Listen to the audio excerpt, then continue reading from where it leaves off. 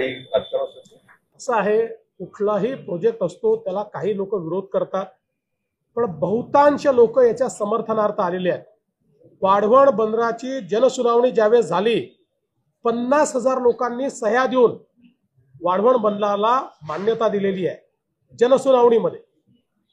मी पण विरोध करणाऱ्यांची संख्या पाहिली, आपणही बघितली, फार कमी लोक होते। अर्थात कोणाच्या संख्येवरनं आम्ही त्यांचं मूल्यमापन करत नाही। कोणाचा विरोध असेल तर तो काय समजून घेऊ, त्यांचंही जे काही समाधान आहे ते आम्ही करू।